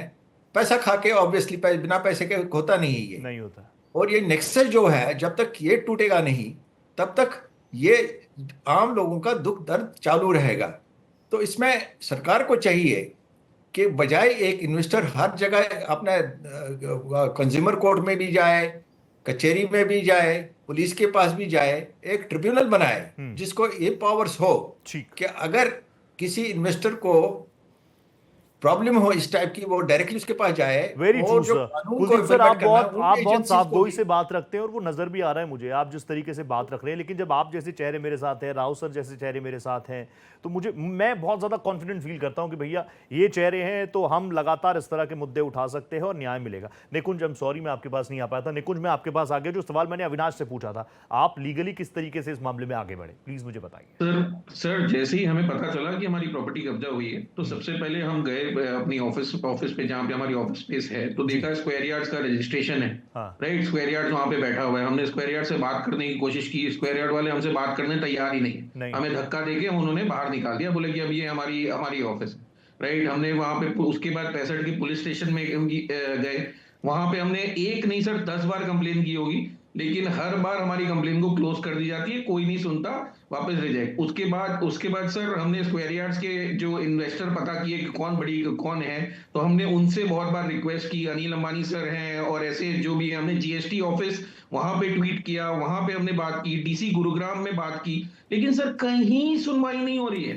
कॉमन आदमी का आज के डेट में कोई सुनना ही नहीं चाहता कि क्या दर्द है हमारा, क्या हम किससे गुजर रहे हैं। कोई इस पे कोई कार्रवाई कोई नहीं कर रहा। जीएसटी ऑफिस को हमने बोला सर रजिस्टर्ड ऑफिस कैसे किसी का हो सकता है हमारी जगह पे, ट्रू, कोई सुनवाई नहीं है सर। डीसी गुरुग्राम को हमने बोला सर आप आके देख लीजिए, गुरुग्राम तो आपके अंडर आता है। हमने राव नरवीर सर जो एमएलए हैं, राव इंद्रजीत सर जो एमपी हैं, हमने उनको भी ट्वीट किया, कहीं से कोई रिस्पांस नहीं है। विपुल गोयल जी बीजेपी के हैं, वो भी उन्होंने बोला कि हम सबको हटाएंगे। हर जगह हुआ है निकुंज, आप हर जगह हुआ है, आप कहीं से कुछ राहत मिल जाए, कुछ उम्मीद मिल जाए, कुछ हुआ नहीं। राव सर मैं आपके पास आ गया, सुबोध जी फिर आपके पास आ रहा हूं। राव सर, जो खुलकर बात करी कुलदीप खोड़ा सर ने, वो बातें कहीं ना कहीं उससे आप भी तस्दीक रखते हैं कि नहीं रखते, लेकिन दूसरी तरफ हम देखते हैं रेरा है, हरेरा है, यहां तक कि ईडी ने गिरफ्तार तक कर लिया, जेल तक हुआ है, जेल से बाहर भी वापस आ गए, बेल मिल गई, डर तो कहीं पर है ही नहीं। अमेरिका पहुंच गए, डिनर चल रहा है, यहां पर निकुंज रो रहे हैं, अविनाश परेशान है, अविनाश और निकुंज जैसे कई और चेहरे हैं जो सड़कों पर दर बदर भटकने को मजबूर हैं, वहां बिल्कुल ऐश चल रही है। जी रोहित जी, ये मैं अपने अभी कुलदीप खेड़ा जी की बात को मैं आगे बढ़ाते हुए कह रहा हूँ, और खास तौर से निकुंज जी जो अभी उन्होंने अपना दुख दर्द बयान किया है, उसको मैं बड़ा सिंपैथी डेली में देख रहा हूँ कि उन्होंने ये कहा कि कोई भी उनकी सुन नहीं रहा है। और ये इसकी वजह है, मैं आपको बता दूं कि ये बिल्डर लॉबी है, इनके पास पैसा है, लोगों का पैसा लूट कर बनाया हुआ है, और वो पैसे को अपने ही उन्हीं के पैसे को उन्हीं के खिलाफ इस्तेमाल कर रहे हैं, ये बात सच्चाई है। और इस प्रकार से कोई भी ना सुने, उसकी भी एक वजह है, क्यों नहीं सुन रहे हैं ये देखना पड़ेगा। और रेरा भी है, हरेरा भी है, और आप इन्होंने निकुंज जी ने बताया कि वो वहां पर सीएम ऑफिस तक चले गए, और उसके बाद आपके जो है इन्वेस्टिगेटिंग ऑफिसर्स हैं, आपके सुबोध जी हैं, उन्होंने भी सारा कुछ करके बताया है। और ये सारी चीजें होने के बावजूद अगर ऐसी बात नहीं हो रही है, तो कहीं ना कहीं बात सिर्फ होगी, इसका मतलब यह है कि पैसे का इस्तेमाल हो रहा है और पैसे की वजह से वो नहीं कर रहे हैं। एक बात मैं निकुंज जी आपको बता दूं कि ये पॉलिटिशियंस है ना, वो कभी किसी के हो नहीं सकते। पॉलिटिशियंस ने कोई मदद नहीं करनी है आपको, तो मदद जो करेंगे तो वो अथॉरिटीज करेंगे, और उन अथॉरिटीज पे प्रेशर डालना आपका काम है। जैसे मुरारी तिवारी जी ने कहा था, कंप्लेंट करिए, केस दर्ज करवाइए, थोड़ा सा आपको भी मेहनत करनी पड़ेगी। अविनाश जी और निकुंज जी, मैं आपको बताऊं, अविनाश जी और निकुंज जी से बहुत से ऐसे पीड़ित हैं, नॉट ओनली इन गुड़गांव, पूरे भारतवर्ष में जो इस प्रकार से बिल्डर्स के लिए पीड़ित हैं, उनके खिलाफ जो भी कोई इलीगलिटी कर रहे हैं, उनके खिलाफ कार्रवाई होनी चाहिए। और ऑब्वियसली मैं पूरा विश्वास कर सकता हूं, निकुंज हो गए, अविनाश हो गए, ये अपनी बात को आगे अथॉरिटीज तक भी पहुंचाएंगे। देवनाथ, मैं आपके पास आ गया। देवनाथ, मुझे ये बताइए, आज आप लोगों से भी मुलाकात करने गए, अविनाश हमारे साथ यहीं पर है, निकुंज हमारे साथ यहीं पर है, हर दर पर ये जा चुके हैं, कहीं से कोई सुनवाई नहीं। बिल्कुल रोहित, अगर पीड़ितों की बात सुने तो उनके हिसाब से वो लगातार हर अथॉरिटी के चक्कर कटाया उन्होंने। और देखिए, पुलिस में कई बार गए, इनके तथाकथित जो बाउंसर्स हैं उनके खिलाफ गए, और इसके अलावा जो है तमाम अथॉरिटी हुई, कमिश्नर के यहाँ गए, एक एक करके लोग अपना दुख दर्द बयां कर रहे हैं। लेकिन हालात यही है, ये सच है रोहित, कि अगर उनकी माने तो अथॉरिटी ने उनकी बात नहीं सुनी है। और ये भी सच है कि सीबीआई इस मामले की कोई इन्वेस्ट करके जांच चल रही है। इसके अलावा ईडी द्वारा ये गिरफ्तार किए जा चुके हैं। ये एक बड़ा सच है इस केस का, यानी दाग बहुत गहरे हैं, लेकिन इसके बावजूद भी जो लोकल लेवल पर सुनवाई होनी चाहिए। इंपॉर्टेंट चीजें, और आप तो ग्राउंड रिपोर्ट करें, इसलिए आपके पास मैं आऊंगा, लेकिन इस सेगमेंट में मुझे थैंक्स करना है। Avinash, thank you so much, आप लोग आए, अपनी आवाज उठाए। निकुंज, थैंक यू सो मच। लेकिन ये आखिरी नहीं है, मैंने पहले भी कहा था कि ये तो आगाज है, अंजाम तक पहुंचना बाकी है। Kuldeep sir, thank you so much, आप जुड़े मेरे साथ, बहुत धन्यवाद। It's a pleasure talking to you. ये सीरीज अभी चलेगी, फिलहाल बहुत धन्यवाद। Rao sir, thank you so much, आप तो लगातार हमारे साथ जुड़ते हैं। देवनाथ और सुबोध जी मेरे साथ बने रहेंगे। हमने उन पीड़ितों की आवाज बनने का प्रयास किया जो जगह जगह दर बदर भटकने के बाद भी उम्मीद खो बैठे थे, लेकिन एक बार फिर से भारत एक्सप्रेस उनके सामने उम्मीद की किरण बनकर सामने आया। मैं आपसे यह भी बता दूं कि ग्राउंड रिपोर्ट भी भारत एक्सप्रेस कर रहा है। गुरुग्राम में मेरे सहयोगी ग्राउंड रिपोर्ट करने पहुंचे, आम लोगों से उनका हालचाल जाना और M3M के कारनामों को एक्सपोज करने का बड़ा काम किया। देखिए, बिल्डर, राजनेता, सरकार, अधिकारी मिलकर के जब खेल करते हैं तो सबसे ज्यादा नुकसान किसान को होता है। और इस समय देखिए कि हमारे साथ बहुत सारे किसान हैं जिनकी जमीन पे एक बड़ा स्कैम हुआ। क्या स्कैम हुआ इन्हीं लोगों से जानेंगे, लेकिन कैसे औने पौने दाम पर इनकी जमीनें कब्जा ली गई और ये दर दर की ठोकरें खा रहे हैं। जाहिर सी बात है कि इनकी सुनने वाला कोई नहीं है, इसलिए हम यहाँ हैं। सबसे ये पहले बताइए कि क्या हुआ आपकी जमीन के साथ, आप जरा हमारे दर्शकों को बताइए। सर, ये 2009 से जो है एक प्रक्रिया चली थी सेक्शन के थ्रू, जो कि हरियाणा सरकार ने हमारे जो यहाँ 58 to 67 में 1483 एकड़ पे सेक्शन 4 किया था। और ये बिल्डरों की और सरकार की, उस टाइम में कांग्रेस की सरकार थी यहाँ, भूपेंद्र सिंह हुड्डा सीएम थे। तो ये एक षड्यंत्र उन्होंने जिम्मेदारों के साथ, किसानों के साथ जो रचा, जो आज किसानों के हितैषी बनने फिरे हैं, उन्होंने एक बहुत बड़ा स्कैम रचा है और सेक्शन लगा के बिल्डरों को फायदा पहुंचाने के लिए कि जो कि जिम्मेदार जमीनें नहीं दे रहे थे उस टाइम पे, किसानों किसी भी कीमत पे अपनी जमीनों को देने के लिए एग्री नहीं थे, तो उन्होंने सेक्शन के थ्रू जो है जिम्मेदारों को डराने की कोशिश की और सेक्शन लगा दिया चारों, और जिम्मेदारों के पास बिल्डरों के जो डीलर्स वो एक्टिव हो गए। अब भी आपकी ज़मीनों पे सेक्शन लग गया, अब औने पौने भाव के आपको जो मुआवजा मिलेगा। और उस टाइम पे सर्कल रेट भी लगभग 50 लाख के आसपास था हमारे गांव का, जो कि घाटा गांव से हम हैं, घाटा गांव की जो ज़मीन के आज ऊपर मैं बात कर रहा हूँ। और 2009 में सितंबर और अगस्त से इन्होंने प्रक्रिया शुरू कर दी और लोगों से जीपीए और कोलैबोरेशन और ब्लैंक पेपर साइन कराने शुरू कर दिए। जिम्मेदार डरे हुए थे कि भाई मुआवजा जो कि 3.5-4 करोड़ की रजिस्ट्री पहले हो चुकी थी उससे 2007 में और 8 में, तो उससे कम पैसा मिले तो इससे बढ़िया तो हम इसको सरकार जो है तरीके का स्कैम खेला था, तो जीपीए देनी शुरू कर दी। और इन्होंने उसके बाद में जब ये जीपीए ले ली तो कुछ जमीनों पे सेक्शन 6 नहीं हुआ, जिन्होंने 6 में दे दी उनकी पे 9 नहीं हुआ, और जिन्होंने 9 में दे दी उनका अवार्ड नहीं हुआ। उसके बाद में जब ये 3 साल इसको बीत चुके थे अवार्ड सेक्शन लगे को, तो 2012 में इन्होंने उसी जीपीए से उन जमीनों की जो भी किसान थे उनकी सेल डीड शुरू कर दी, सेल डीड शुरू कर दी उन्होंने। और जब हमें पता लगा कि भाई सेल डीड कर ली, जो हमारी उनसे जीपीए के थ्रू और जो वैसे वर्बली जो उनसे बातें हुई थी, हमें इतना पैसा मिलेगा, इतना प्लॉट भी मिलेगा, हमारा प्लॉट का भी जिक्र था उसमें, भाई आपको इतना पैसा तो दे रहे हैं कि जो आपकी जमीनें बचेंगी तो आपको प्लॉट भी दिए जाएंगे।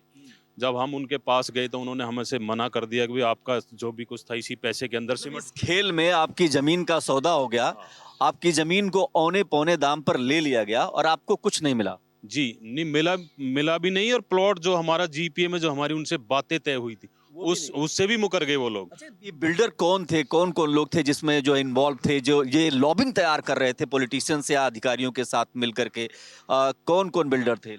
आज मैं बोलूं वो चीजें जो आज एक छोटा सा एक डीलर हुआ करता था, रूप और बसंत, मेन वो थे इसके अंदर डीलर हमारे, जो आज एक बहुत बड़े स्कैम कर, रूप और बसंत जो M3M के मालिक है, आज पूरा गुड़गांव उन्होंने कब्जा कर लिया और खास कर जिम्मेदारों के साथ उन्होंने फ्रॉड इतने बड़े लेवल पे किए जिसका कोई ठीक नहीं है। कह रहे हैं कि मामूली डीलर आज इतना बड़ा प्रॉपर्टी का मालिक बन गया। बिल्कुल बिल्कुल, ये बहुत बड़ा स्कैम कर करके जो है यहाँ तक पहुँच गया।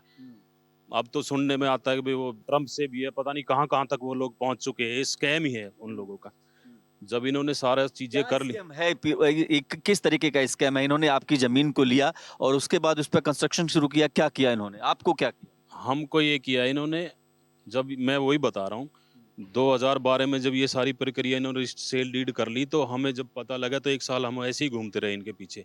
लास्ट 2012 के 13 पूरा निकल गए, 14 में हम हाई कोर्ट में गए, इनके खिलाफ हमने रिट डाली, तो हमें डायरेक्शन मिली हाई कोर्ट से कि भाई आप जो है इसको टाउन कंट्री प्लानर और पुलिस डिपार्टमेंट देखे इसको।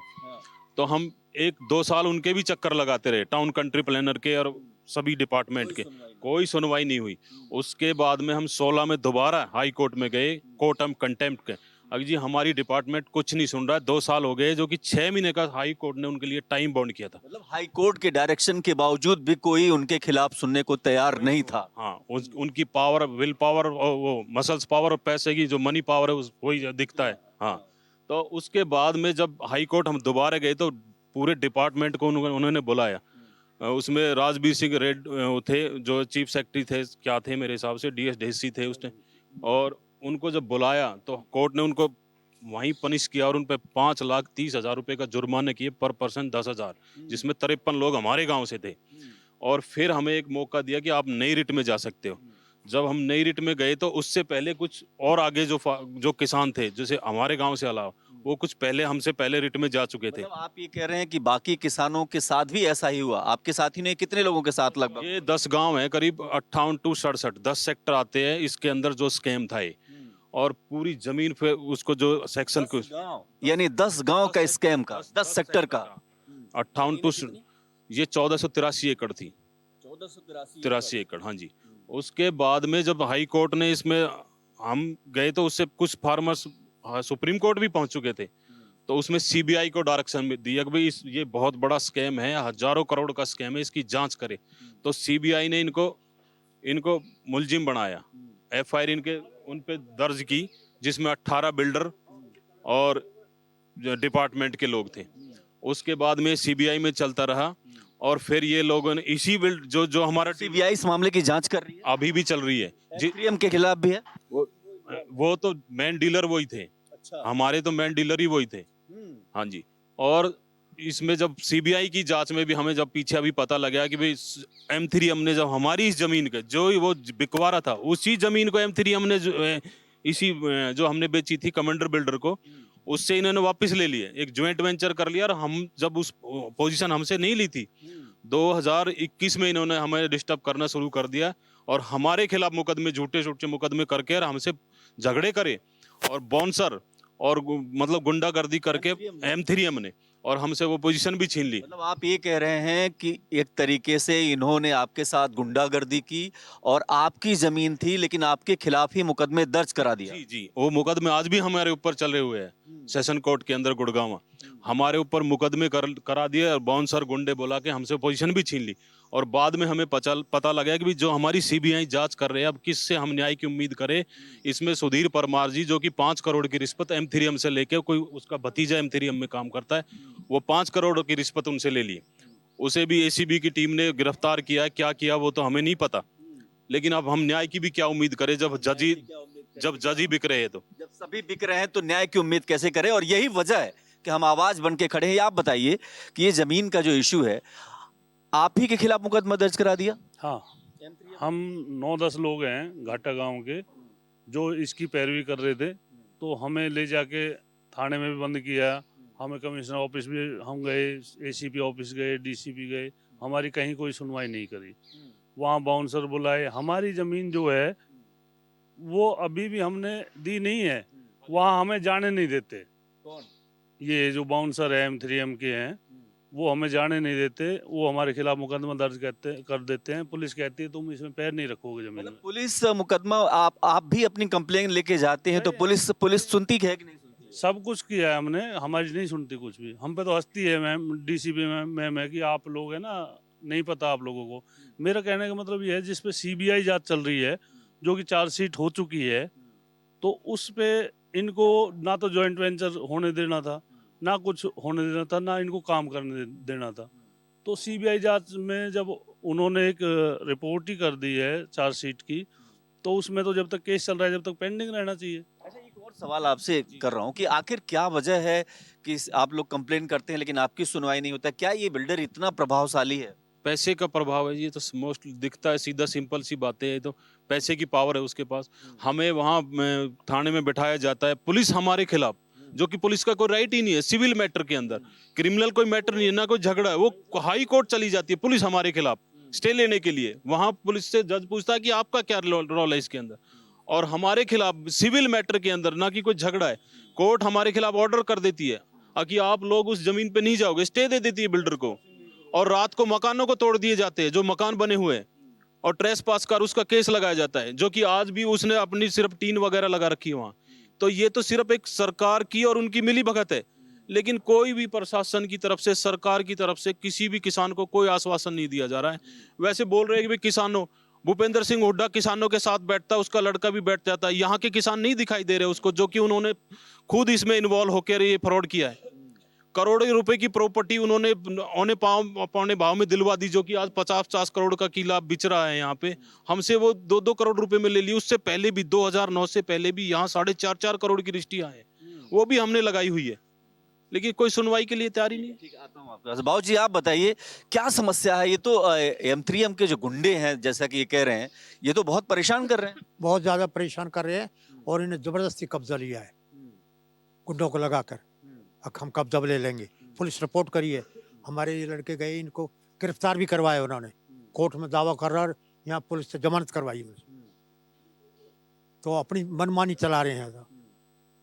तो इसमें हम आगे क्या करें जब कोर्ट में हमारी सुनाई न करे, पुलिस हमारी सुनाई न करे, हम कहाँ जाएंगे फिर। अच्छा, एक और बात है जो आपसे ये सारे पेपर आप लेकर के खड़े हैं, मैं कहूँगा कि इसको दिखाएंगे। ये सारे पेपर्स हैं, ये सारे पेपर लेकर के आप घूम रहे हैं, लेकिन क्या आपको कहीं नहीं लग रहा है ऐसा कि कोई आपकी बात सुनने वाला है? सर हमें न्याय की कोई उम्मीद नहीं लग रही, ना इस सरकार से ना पिछली सरकार से। जैसे इसमें लिखा हुआ है श्री राजवीर सिंह रेड्डू, जिनके खिलाफ भी मुकदमा 120 बी है, 420 है, 468 है, 471 है, और ऐसे ही इनके खिलाफ सभी के यही धारा सभी के ऊपर लगी हुई है। लेकिन हम इस धारा को और इस एफआईआर को क्या माने, जब इसकी सुनवाई वाला जो जज है, जो हमें न्याय दे सकता है, उसी का हमें पता लगे कि वही पैसे लेके बिक गया है, तो इसका मतलब तो देश में पैसा ही चल रहा है। हमारी तो कभी सुनवाई नहीं होगी, सच्चाई किसी के सामने नहीं आएगी। क्या हुआ है, एक किसान जो अपनी जमीन से उसकी माँ को मानता, उस जमीन को, उससे खेती करके गुजारा करता था, अगर उसी को छीन लिया जाएगा उससे, तो क्या मिलेगा फिर हमें? बिल्डर उस पे करोड़ों रुपए कमा रहा है, उस पे बिल्डिंगे बना रहा है, उसको प्लॉट में बेच रहा है, जो कि उसका 2-2 लाख 3-3 लाख रुपए गज का रेट निकाला हुआ है उसने। हमें क्या मिला? हमें क्या मिला है कि कोर्ट में आप चक्कर घिसते रहो, हमें 10 साल हो गए, कोई न्याय नहीं मिला, और अभी हम न्याय की उम्मीद भी नहीं कर सकते कहीं से भी। जब वो सीबीआई, एक इतनी बड़ी जांच एजेंसी, उसने कुछ तो उसके अंदर आगे नहीं बढ़ रही है, उसने सर कुछ ना कुछ तो उसमें पाया होगा, जब ही चार्जशीट दाखिल की होगी, और उसी को हमें उसमें ही जज पैसे लेके बिक जाता है। तो क्या करें सर, क्या उम्मीद करें हम इनसे? तो मैं तो ये कहूंगा कि हमें सरकार भी कुछ इसमें सुने।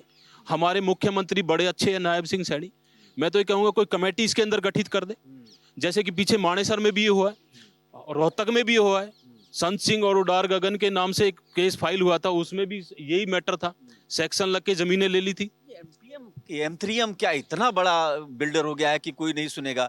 हो सकता है आपका कोई पॉइंट ना हो, ये भी तो हो सकता है। नहीं, पॉइंट तो सर दिख रहा है, ये चीजें कोर्ट के समक्ष गई है, हाई कोर्ट से सुप्रीम कोर्ट से घूमती हुई आई है। मैं तो अपने घर की बातें नहीं कर रहा हूँ, सुप्रीम कोर्ट ने भी डायरेक्शन दिए कि सीबीआई इसकी जांच करे, और उन्होंने चार्जशीट फाइल की उनके ऊपर। कुछ तो हो रहा होगा, ये बात भी ठीक है कि अगर कुछ नहीं होता तो गाइडलाइंस या गाइड क्यों मिलता, डायरेक्शन क्यों मिलता कि इसकी सीबीआई जांच हो? जब ये किसान कोर्ट जाते हैं तो वहां से डायरेक्शन मिल जाता है, लेकिन उसके बाद की स्थिति अलग हो जाती है।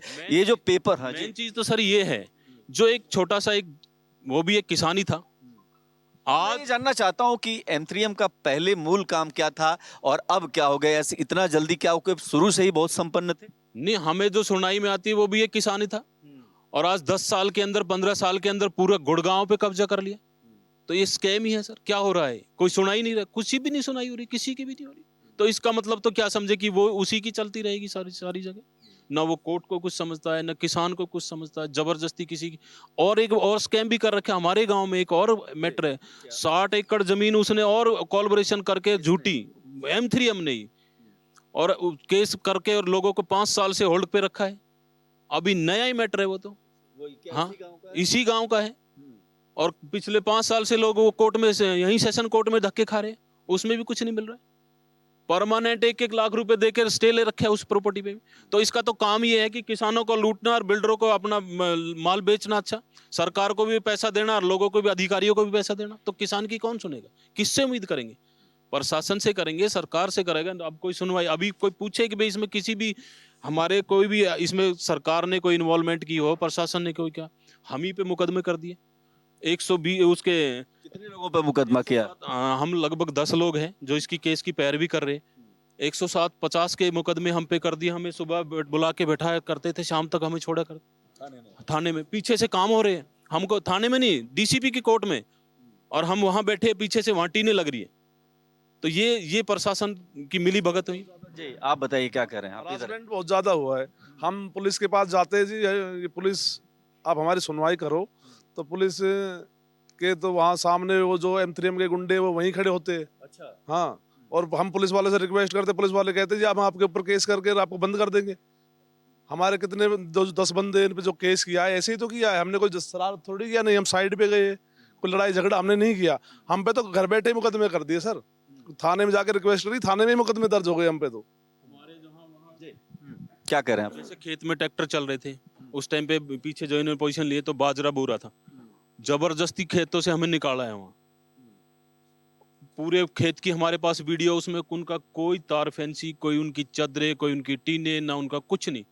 2009 से और 2022 तक उनकी कोई पोजीशन वहां पे नहीं थी। ये तो और लिया भी नहीं उन्होंने। M3M से पहले जो है आयरो थी, जो कि उनके ललित गोयल थे, इसके कमांडर के जो है, तो ललित गोयल, इन्होंने 21 में ज्वाइंट वेंचर किया है। उसके बाद में ये बोला कि हम लेंगे इनसे, और जब यहाँ गुंडागर्दी शुरू की है इसने। ठीक है, आप कुछ कहना चाहेंगे? आप क्या कहेंगे? नहीं, बात तो सहम है जो ये बता रहे हैं, लेकिन ये घपला तो हुआ है बहुत बड़ा, है ना। और इसकी गुंडागर्दी है M3M वाले की। तो मैं तो इतना ही कहूँगा कि भाई ये हमारे साथ इंसाफ होना चाहिए। इंसाफ होना चाहिए। हाँ। तो इंसाफ की ही बात है। और क्योंकि यहाँ पर लोग परेशान हैं, किसानों का ये कहना है कि उनकी कोई सुनवाई नहीं हो रही है, और ये बहुत दुखद है। तमाम सारी चीजें हैं। आप कुछ कहना चाह रहे हैं? जैसे इसका यहाँ पे हम ये दिया है 5वें नंबर पे, ये कमांडर रिलेटेड प्राइवेट बिल्डर जो है, ये इसका नाम है इसमें। इस पे भी इसका मालिक कौन है? इसका ललित गोयल है। ललित गोयल। हाँ जी, ये हाँ कमांडर का जो है ये उसी की कंपनी है। इस पे भी वही धारा लगी है 120B, 420, 468, 471। तो ये CBI ने लगाई है, हमने तो नहीं लगाई। ये जो पेपर मैं आपको दिखा रहा हूँ, ये मैं कैमरामैन से कहूंगा जरा फोकस करेंगे। ये देखिए, ये जो धाराएं हैं 120B, 420, 468, 471, ये CBI की धाराएं हैं। तो जाहिर सी बात है कि कार्रवाई एक पक्ष पर क्यों, ये सवाल बहुत महत्वपूर्ण है। और मैं तो ये कहूंगा जी, सरकार हमारी सुध लेनी चाहिए सरकार को।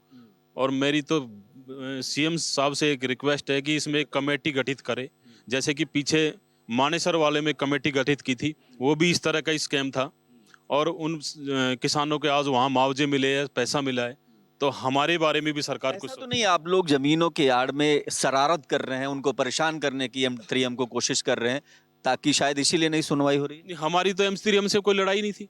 जबरदस्ती वो आके, हमने तो बेचा ही उसके कहने से था। जब ये हमें डराया था, अब ये आपको ये जमीनें चली जाएगी, कि हाँ, कि हमारे साथ तो जी 3 बार हो चुका है। 89 में सेक्शन लगा गांव में, फिर 2000 में लगा, फिर 2007 में लगा रोड के लिए। तो हम क्या करते भाई? जिम्मेदार क्या करता है? उसकी जमीन उससे सरकार छीन रही है, तो जब उसको कुछ मिल ही रहा है, आप हमें 1 रुपए मिल रहा है तो 10 रुपए की आस करता है जिम्मेदार, सोच रहा है 10 ही मिल जाए।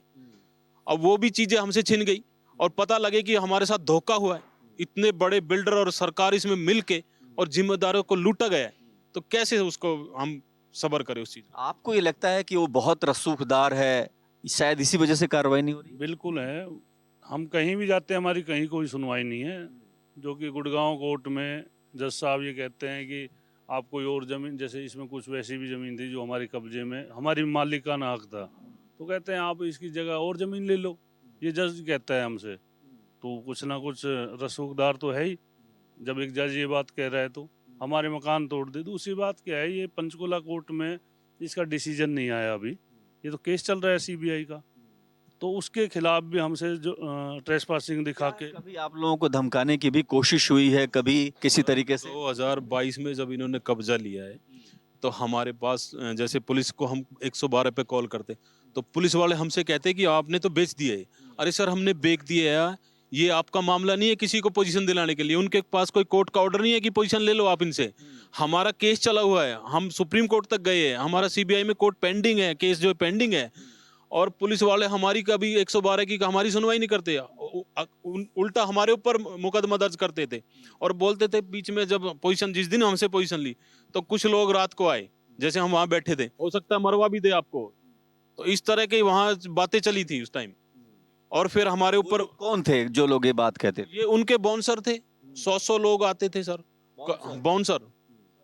हथियार भी दिखाए हैं वहां पे, सारी चीजें हुई है सर, लेकिन हमारी सुनता कौन? कोई सुनाई नहीं करता। हम 112 पे कॉल करें, हमारी कॉल की कोई महत्व ही नहीं था कभी भी। हाँ, बहुत बार। आपने कोई कंप्लेंट थाने में दिया? कंप्लेंट सर हमारे पास आज भी लिखित पड़ी है, लेकिन हमारी कमिश्नर ऑफिस के कमिश्नर के भी पास गए हम, उन्होंने DCP को कर दिया, वो मौके पे भी आए, उल्टा मुकदमा हम पे 107-51 का मुकदमा दर्ज कर दिया, 1 साइडेड, जो कि 2 साइड, उनकी तरफ भी उनके भी लोग होने थे, हमारे ऊपर कर दिया 9 लोगों के। तो किसानों की अपनी समस्याएं हैं, और ये भी साफ जाहिर होता है कि बिल्डर, अधिकारी और राजनेता मिल करके एक ऐसा गठजोड़ बना लेते हैं जिससे लड़ना बहुत मुश्किल होता है। कैमरा पर्सन हुकुम के साथ मैं देवनाथ, भारत एक्सप्रेस।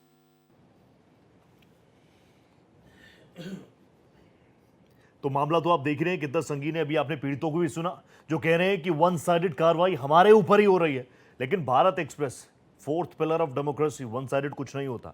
मेरे साथ सुबोध जी भी हैं। सुबोध जी ने, हमारी भारत एक्सप्रेस की टीम ने, एसआईटी ने कई सवाल M3M के प्रमोटर्स बंसल ब्रदर्स को भेजे, जवाब आया क्या सर कुछ? देखिए, मैं रोहित बता चुका हूँ आपको, हमने 2 दिन पहले ही बताया था कि अभी उनकी तरफ से हमें कोई जवाब नहीं आया है इवन। लेकिन इतना ज़रूर हुआ है कि भारत एक्सप्रेस की इस मुहिम का असर उन लोगों तक हुआ है जो लोग परेशान थे। अभी देवनाथ जो हमारे आज सहयोगी हैं, उन्होंने गुड़गांव के अंदर जब लोगों से बात की तो उन तक पहुंचने में हमें ज़्यादा परेशानी नहीं हुई, क्योंकि उन लोगों ने खुद हमसे संपर्क किया। ये बड़ी बात है। वो अब उन लोगों को एक आस नज़र आ रही है इस पूरी व्यवस्था के अंदर, जहाँ नौकरशाही सरकार, प्रशासन, पुलिस, कोई उनकी सुनवाई नहीं कर रहा है, कोई मीडिया हाउस उनके साथ नहीं खड़ा हुआ है, कोई सोशल मीडिया इन्फ्लुएंसर उनकी मदद नहीं कर रहा है, कोई वहाँ के चुनाव एक्सप्रेस सामने आए और उनको एक उम्मीद की किरण नजर आ उनको रही है। उम्मीद की Devnath last 30 seconds for you, conclude करना है मेरे को। देवनाथ बिल्कुल, देखिए, अगर जब हम इस खबर को दिखा रहे थे तो लोगों में एक उम्मीद जगी है, उनको भरोसा जगा है और उनको लगता है कि जिस तरीके की परेशानी है उनसे कम से कम भारत एक्सप्रेस निजात दिलाएगा, और यही वजह है कि वो भारत एक्सप्रेस को धन्यवाद करते साफ साफ दिखाई देते हैं। और ये एक बात और कि मुझे लगता है कि शायद हमारे सवालों का जवाब उन्होंने नहीं दिया हो, लेकिन बेचैनी साफ साफ महसूस की जा सकती है। बहुत धन्यवाद देवनाथ, आप जुड़े मेरे साथ। Thank you so much. Subodh ji, आप जुड़े मेरे साथ, और मैं जानता हूं इन्वेस्टिगेशन का तो ये शुरुआती दौर ही है, अभी बहुत सारी ऐसी रिपोर्ट्स हैं जो हम दर्शकों के सामने रखेंगे। और एक बार फिर से ये वादा जो हमने बिल्कुल शो की शुरुआत में किया था कि भैया ये तो अभी आगाज है, अंजाम तक पहुंचना अभी बाकी है। और हर बार शो को हम कंक्लूड करते हैं, क्लोज करते हैं। क्लोज नहीं करूंगा क्योंकि M3M का पर्दाफाश आगे भी होगा, पीड़ितों की आवाज भारत एक्सप्रेस उठाता रहेगा, इसीलिए कह रहा हूं। फिर मिलेंगे, नमस्ते।